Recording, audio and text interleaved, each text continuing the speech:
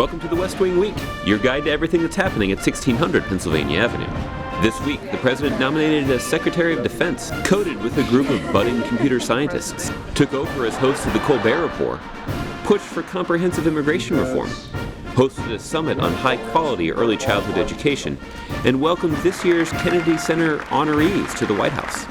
That's December 5th to December 11th, or zeros and ones. Zeros and ones. On Friday morning, the President announced that Ash Carter would be his nominee to be our nation's next Secretary of Defense. The President highlighted Ash's record of leadership over more than 30 years of public service. Later, in the Oval Office, the President sat down with the King of Jordan, and then with a group of newly elected governors from across the country. Next door in the Cabinet room, the President sat down for an interview with Jeff Johnson of BET.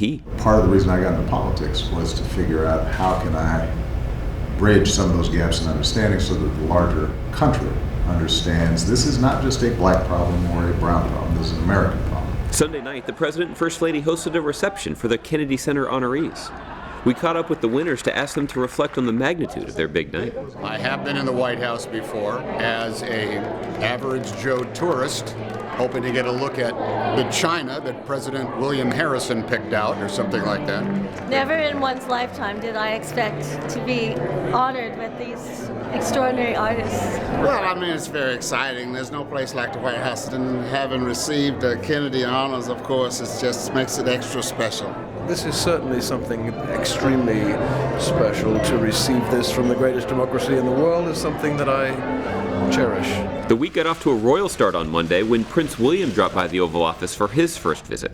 Later that day, the President became the first coder-in-chief by coding with a group of middle school-age students where they rolled up their sleeves, got online together, and participated in an hour of code here at the White House. So right here, it tells you that you have to move forward. Okay, you gotta slow down because I'm a old man. So right here, So what's going on here? you're making a block. That afternoon, Stephen Colbert went on campus to George Washington University to sit down with the President. It was a memorable meeting of two great leaders, one of the free world, the other of medium cable ratings, as he described it. They discussed healthcare reform, the President's recent actions on immigration, and climate change. You're glad we don't see eye to eye? Yes, I'd be worried if I saw eye to eye with you. You know, On Tuesday, the President headed to Music City, Nashville, Tennessee, where he visited Casa Azafran and held a town hall focusing on immigration reform policy. We were once strangers too. Then on his way out of town, he stopped in for flautas at La Hacienda, a local favorite. Can I give you a hug? Of course we can. Thank you so much, Mr. President. We're very proud of you. Meanwhile, in Memphis, Attorney General Eric Holder led the third of 5 planned Building Community Trust roundtable discussions. Born out of the President's call for an increased effort to help rebuild trust in local law enforcement and the justice system, the Attorney General met with local leaders to discuss new steps and to share best practices for community policing. Held at the Lorraine Motel, site of the assassination of Martin Luther King Jr. in 1968, the Attorney General took a moment to tour the facility and reflect upon his visit. I was an American history major in college, so from a purely historical perspective, this is something that I can really appreciate and understand, but there's also an emotional component to the time that I have spent here. I see people who sacrificed, who died, so that people like me in future generations would have the opportunities that I've had. And this is a place I think maybe every American should come. And I'm going to come back again when I have a little more time, but I want to bring my kids with me so that they can hopefully appreciate the things that their dad has done, but understand that I would not have had the opportunity to do the things that I've done without the sacrifices and the work of the people who are memorialized in this museum.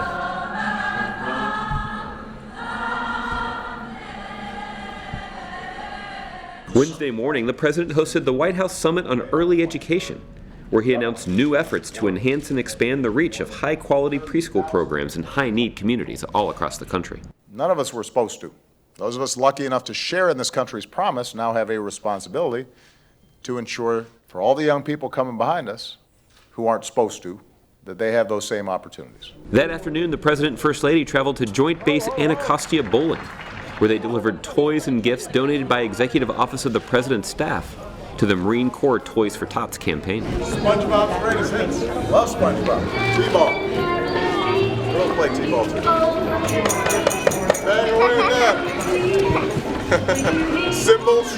Oh, yeah. On Thursday, the president joined a meeting of the President's Export Council, then met with the fall class of White House interns for a quarterly tradition, the Q&A with President Obama. Start getting a sense of what are your values, what do you care about, what's important to you, what do you respect, what do you value, what satisfies you, and then work to align your behavior to what you say you care about. As this wintry week wraps up and a new holiday week kicks off, we thank you for tuning in to your West Wing Week, and keep up with us at whitehouse.gov. They watch comedy shows, and I just don't see the president going on one of those. They're beneath his dignity.